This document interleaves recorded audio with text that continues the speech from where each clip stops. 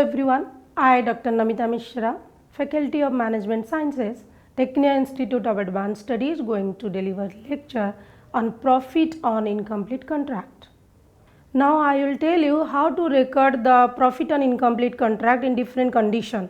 First, when work certified is less than 25% of the contract price, no profit should be transferred to profit and loss account.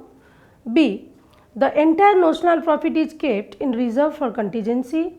When work certified is 25% or more but less than 50% of the contract, 1/3 of the notional profit subject to the ratio of cash received to work certified and is transferred to profit and loss account. So, the formula, now see the formula of profit that to be transferred to profit and loss account. Profit credited to profit and loss account equal to notional profit into 1/3 of cash received upon work certified. Next, when work certified is 50% or more of the contract price, 2/3 of the notional profit is transferred to profit and loss account after reducing it further in the ratio of cash received to work certified. The formula is profit credited to profit and loss account equal to notional profit in 2/3 of cash received upon work certified when a contract is about to complete. Contracts on the verge of the completion or nearing completion are dealt with in a different manner. The additional expenditure required to complete the contract is estimated. On this basis, the total estimated profit on the contract is ascertained. Then any one of the following formula can be used to credit profit and loss account. A. Estimated profit into work certified by contract price. B.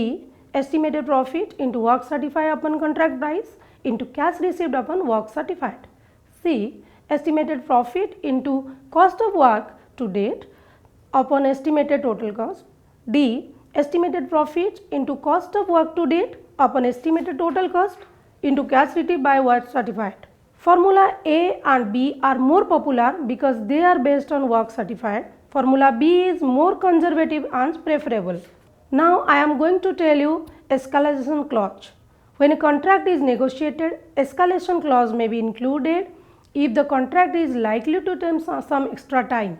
In periods of inflation and also when the economy is unstable, the contractor may feel that protection is needed against rise in material prices and wages rate to minimize the cost of the contract. The clause may provide for compensation to the contractor if the escalation in cost is more than an agreed limit. In such cases, the contract price is increased to the agreed extent after calculating the exact amount of the compensation.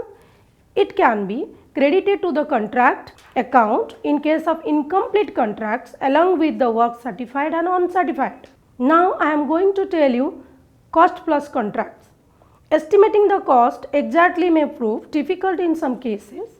Violent fluctuation in material prices and unexpected changes in wage rates may make quoting for a contract a hazardous task. The contractor may desire to make a specific rate of profit. In such circumstances, cost plus contract are generally accepted. So, I hope you understand the topic, how to calculate profit on incomplete contract and what is the escalation clause. Thank you very much.